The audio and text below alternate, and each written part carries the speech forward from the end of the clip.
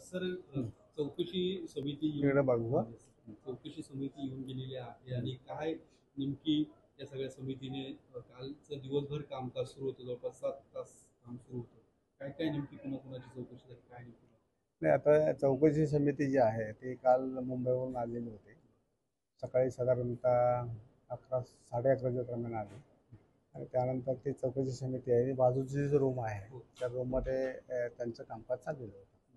मी माझं कामकाज इथं करत होतो. माझं चेंबर आहे, ते माझं अँटी चेंबर आहे. अँटी चेंबरमध्ये मी कमिटीला बसवलेलं होतं आणि कमिटीचं जे कामकाज आहे 3 सदस्यांचं, ते कामकाज बाजूच्या रूममध्ये चालू होतं. किती लोकांची साधारणतः चौकशी झाली? नाही, आता मी तर इकडे बसलेलो होतो, त्यामुळे मी त्यांच्या कामकाजामध्ये आम्हाला नाही इंटरफेअर करता येत. प्रश्न असा आहे, तुम्ही तुमचा दिन हा तर तुमच्या अखत्यारीतल्या 2 लोकांना जेव्हा अटक होते तेव्हा तुमची पहिली प्रतिक्रिया काय, ती प्रतिक्रिया सांगा, मग पुढचं विचार. नाही, ते तसं ससून हे सरकारी रुग्णालय आहे, अतिशय महत्त्वाचं सरकारी रुग्णालय आहे.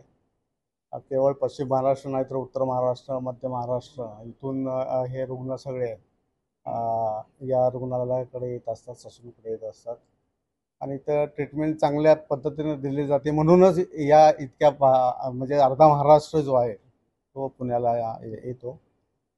तर अशा ह्या नावाजलेलं जे रुग्णालय आहे याच्यामध्ये ज्या 2 लोकांना आता अलीकडे अरिष्ट झाले, ते अतिशय म्हणजे दुर्दैवी बाब आहे.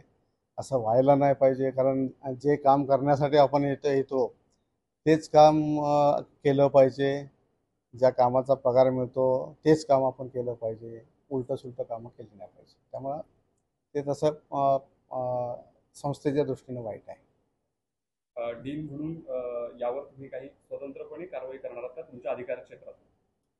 हां, आता माझ्या अधिकार क्षेत्रामध्ये साधारणतः वर्ग 4 कर्मचारी जो आहे तो माझ्या अधिकार क्षेत्रामध्ये आहे.